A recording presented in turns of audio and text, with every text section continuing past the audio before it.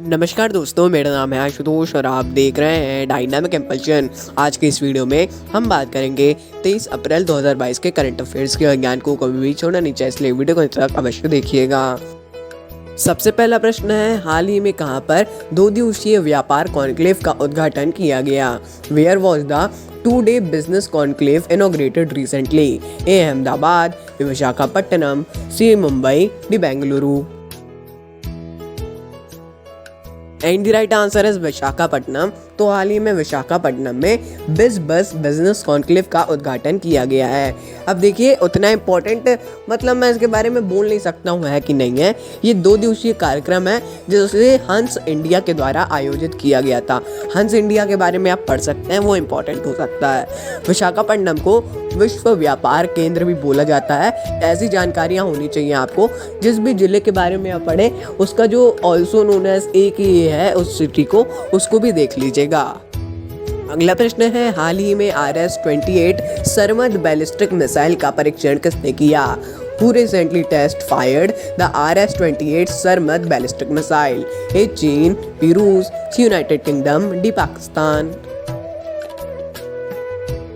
And the right answer is रूस। तो हाल ही में रूस के द्वारा उसकी RS-28 सरमद बैलिस्टिक मिसाइल का सफल परीक्षण किया गया है। अब देखिए इसकी महत्वपूर्ण बातें। रूस की जानकारी के अनुसार ये यूरोप और अमेरिका में हमला करने में पूर्णतः सक्षम है। आप जानते हैं रूस के संबंध कैसे हैं यूरोप और अमेरिका के साथ, और कथित तौर पर ये 10 टन का पेलोड ले जा सकता है। पेलोड क्या होता है उसको आप समझिएगा किसी एनिमेशन के द्वारा, वो भी बहुत इंपॉर्टेंट है। अगला प्रश्न है, हाल ही में किस देश ने कोलंबो सुरक्षा कॉन्क्लेव को आयोजित किया? Which country organized the Colombo Security Conclave recently? A Japan, B Bharat, C Cambodia, D संयुक्त राज्य America. And the right answer is Bharat. तो देखिए, हाल ही में भारत की राष्ट्रीय जांच एजेंसी के द्वारा कोलंबो सुरक्षा कॉन्क्लेव का आयोजन किया गया है। इसे आतंकवाद के मामलों की जांच का अनुभव दूसरे देशों के साथ साझा करने और उनसे उनके अनुभव लेने के लिए आयोजित किया जाता है। इसमें बांग्लादेश, भारत, मालदीव, श्रीलंका, मॉरिशस भी शामिल है। इसे ध्यान में रखिएगा। जो भी ऐसे आयोजन होते हैं इनके बारे में आपको इनके पीछे की हिस्ट्री को जानना आवश्यक है। अगला प्रश्न है, विजडन के द्वारा निम्न में से किस क्रिकेटर को क्रिकेटर ऑफ द ईयर चुना गया? Which of the following cricketers was chosen as the cricketer of the year by Wisden? A KL Rahul, B Virat Kohli, C Jasprit Bumrah, D Hardik Pandya. And the right answer is Jasprit Bumrah. तो देखिए, हाल ही में जसप्रीत बुमराह और रोहित शर्मा को विजडन के द्वारा क्रिकेटर ऑफ द ईयर चुना गया है। ऐसे 5 खिलाड़ियों को ये दिया जाता है जिसमें डेवॉन कॉनवे और जो रूट भी शामिल हैं। और आपको एक महिला क्रिकेटर का नाम बताना है जो इसमें 5वीं खिलाड़ी है। अब आप बताइए जिससे आपकी भी प्रैक्टिस हो। अगला प्रश्न है, डेफ्ट कनेक्ट 2.0 का आयोजन कहाँ किया गया? Where was Dev Connect 2.0 organized? A Jaisalmer, B Jaipur, सी नई Delhi, D Gandhinagar. And the right answer is नई दिल्ली। तो देखिए, एक इम्पोर्टेंट क्वेश्चन बोलूंगा। हाल ही में नई दिल्ली में डेफ कनेक्ट यानी डिफेंस कनेक्ट 2.0 का आयोजन किया गया है। इसे भारत में रक्षा के क्षेत्र में नवाचार और विकास के लिए आयोजित किया गया है। अब देखिए, इसका उद्घाटन वर्तमान जो रक्षा मंत्री हैं राजनाथ सिंह, इनने ही किया है। आपको क्वेश्चन में भी उनकी फोटो देखने को मिली होगी। अगला प्रश्न है, हाल ही में फिनक्लुवेशन को किसने लॉन्च किया? Who has recently launched Fincluvation? A Fino Payments Bank, B Paytm Payments Bank, C Airtel Payments Bank, D Bharatiya Dak Payments Bank. And the right answer is Bharatiya Dak Payments bank. तो देखिए, हाल ही में भारतीय डाक पेमेंट्स बैंक के द्वारा फिनक्लुवेशन को लॉन्च किया गया है। इसे सीधे सीधे बताया जाए तो ऐसे समुदायों को जो स्टार्टअप शुरू करने वाले हैं उनको ये सहयोग देने के लिए किया गया है। इसमें केंद्रीय मंत्री अश्विनी वैष्णव जी भी शामिल थे। अगला प्रश्न है, दिल्ली जल बोर्ड के साथ किसने करार किया?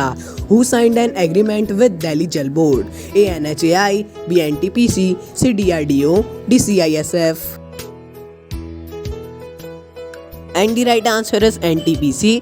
तो हाल ही में एनटीपीसी के द्वारा दिल्ली जल बोर्ड के साथ करार किया गया है। बहुत ही इंपॉर्टेंट और बहुत ही अच्छा बोलूँगा इसको, बहुत ही अच्छी पहल लगी है ये। इससे जो दिल्ली जल बोर्ड के द्वारा उत्पादित कीचड़ है उससे ऊर्जा बनाई जाएगी।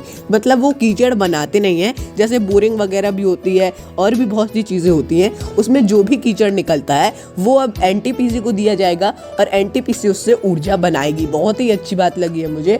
अपना ओपिनियन आप कमेंट में या ट्विटर पे भी दे सकते हैं।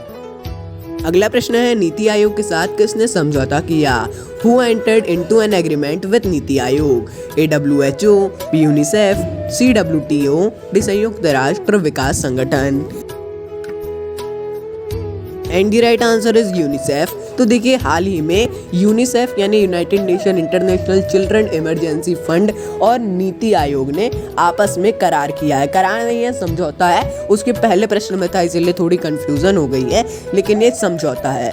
इससे भारत के जो बच्चे हैं उनका आकलन किया जाएगा, जो भी उनकी स्थिति है। इसमें दोनों मिलकर बच्चों के स्वास्थ्य, शिक्षा ऐसे मानकों पर अध्ययन करेंगे और फिर एक रिपोर्ट जारी करेंगे। वो रिपोर्ट बहुत इंपॉर्टेंट होगी, हम उसका प्रश्न भी लेंगे आगे। अगला प्रश्न है, 23 अप्रैल को कौन सा दिवस मनाया जाता है? Which day is celebrated on 23 अप्रैल? ए विश्व समुद्र दिवस, बी विश्व पुस्तक दिवस, सी विश्व हथियार दिवस, डी विश्व अस्पृश्यता उन्मूलन दिवस।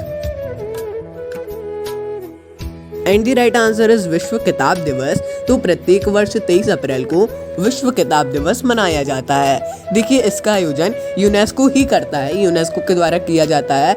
इससे वह किताब पढ़ने की आदत को और बढ़ाना चाहते हैं और इसमें जागरूकता भी लाना चाहते हैं। कई लोग इसे कॉपीराइट दिवस भी बोलते हैं, क्योंकि पुस्तकों में कॉपीराइट का एक अहम मुद्दा है इस समय में। जो लोग आप जानते होंगे उनसे आप यही सुनेंगे। तो दोस्तों ये था अंतिम प्रश्न। और हाँ, एक विशेष बात, अब से आपको द हिंदू का संडे को एनालिसिस भी मिलेगा, लेकिन इसी के साथ संडे को जो करंट अफेयर्स हमारे आते थे वो नहीं आएंगे, वो उसके अगले यानी मंडे वाले वीडियो में आ जाएंगे, मर्ज हो जाएंगे। उसमें कोई भी दिक्कत नहीं है, हम इंपॉर्टेंट क्वेश्चंस को ही लेंगे, 9-10 प्रश्न ही रहेंगे।